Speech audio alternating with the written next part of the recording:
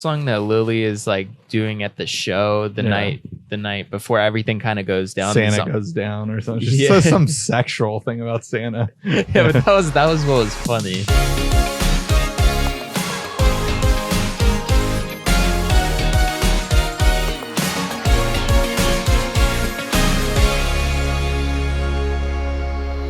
Drive-by movies here. You're watching fresh releases. This week, we're talking Anna and the Apocalypse.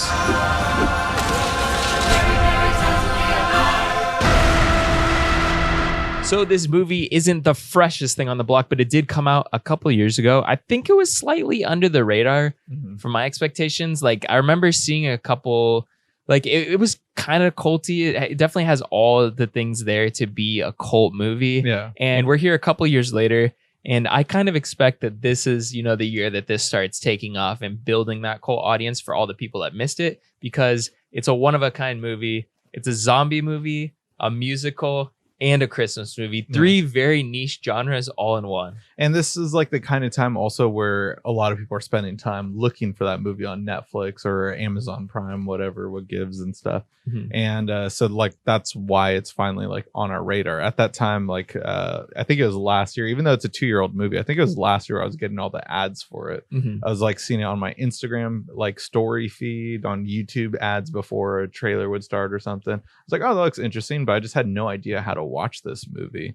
But here it is today. We're finally watching it. We watched it through Amazon Prime, and it was a very fun watch, I'd say. Yeah, definitely. I feel like it is a musical, but it definitely feels like high school musical, especially because they're all high school students. But I felt like the music was actually, I don't know if I'm gonna listen to it, but I actually enjoyed the music while watching the movie. Like I'm not gonna sing along to the songs. This is my first time watching it. I don't know the lyrics, but I felt like, the songs, they're a little memorable, especially, like one of the main songs I think is a Hollywood Ending. Right, yeah. Basically talking about how it's not going to have a Hollywood ending, and that's how they end the film, of course. And I mean, I felt like the music definitely, it wasn't like the most memorable thing ever, but at the same time, like I thought the music was very enjoyable for a zombie musical. Right, yeah. I mean, like this could have gone like the complete wrong direction, I felt like. But one thing that I thought was interesting was just the fact that I went with super poppy, like very high school musical-esque, or like just like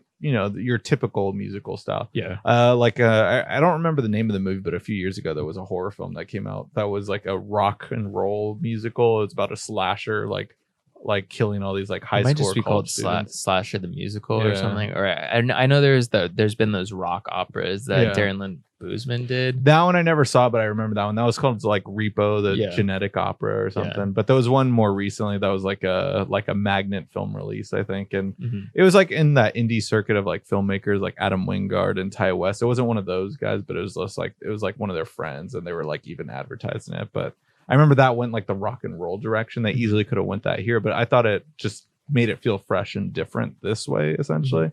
Not that the other one wasn't different, because that is highly unusual and we don't get anything like that, but just it went in a direction I wouldn't have expected for this style movie.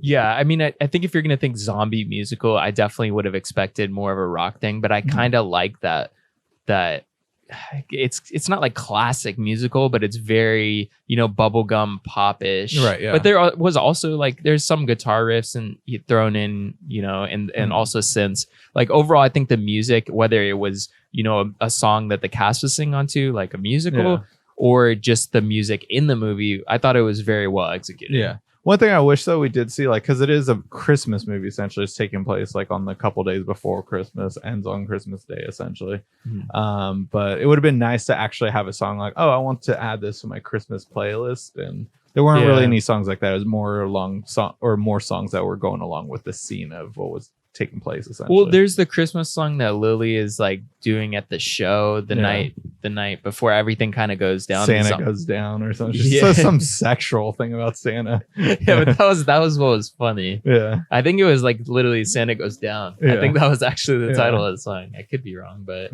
felt like that was the vibe I got. There's like these Chippendales Santa dancers behind her singing this song, and I thought that was hilarious. Like that was making me crack up, just the fact that it's like a school musical or like play, and all the parents are like, but there were like the multiple parents that were just like cheering her on silent. Yeah. You know that silent cheer on, right? I always find that hilarious. Mhm. But yeah, I felt like that was done really well. Like I felt like the music, even though you're right, like it wasn't memorable, but I enjoyed it while watching it. Right, yeah. The Hollywood song, like it's the song just because we hear it like 3 times in the movie, essentially, or at least twice, I remember. But yeah, that one was at least memorable, I guess, for the most part. And it like I thought it went well, and like it was good foreshadowing because we knew like, okay, you know what they're getting into with it and stuff.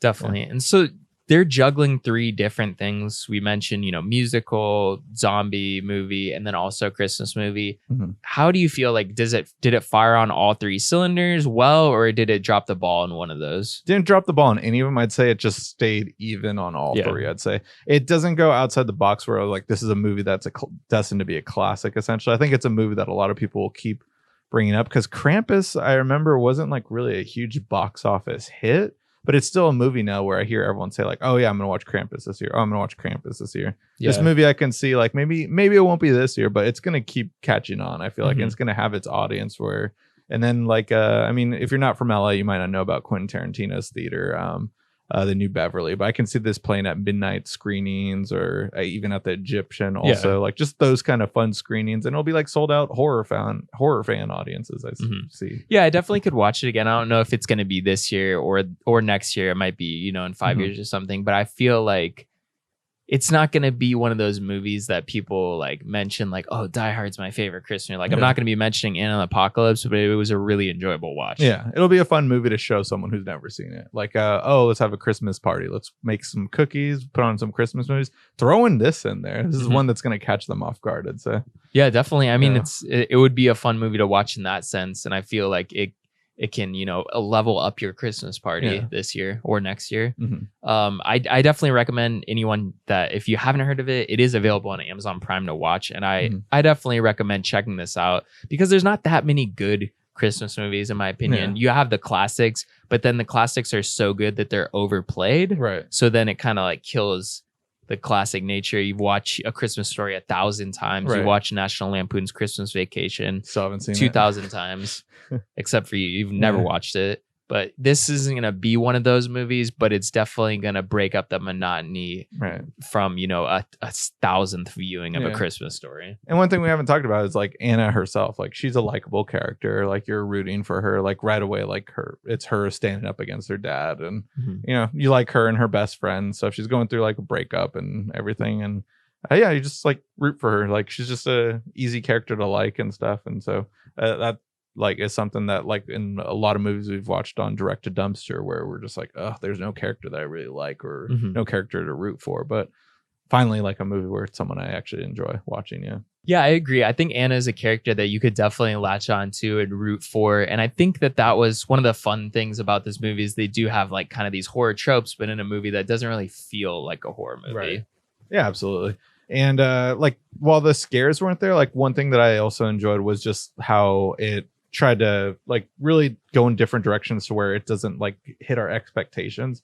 Like, you know, like it's still relatively a new movie and I'm sure a lot of people haven't seen it out there, but like I was surprised how many characters that we like get attached to like die in the movie and stuff. I mean, I feel like in zombie movies that's typically normal and stuff, like Shaun of the Dead, like pretty much everyone dies in that movie for the most part except for, you know, Sean and Liz. But like that's what I kind of liked about this movie also, where just like it's fun loving, but you need to remember it's a zombie movie. You can't get attached to people because I mean zombie movies and even The Walking Dead during its like strongest points earlier in the show was like one thing was always like saying goodbye to characters and stuff, and that is the case with this movie. It handles it well and stuff, and that's one thing I feel like zombie movies, like even though they might have been tired, we might have tired them out by now, that'll never get old. The performances, like they really give like an actor a chance to like really perform well.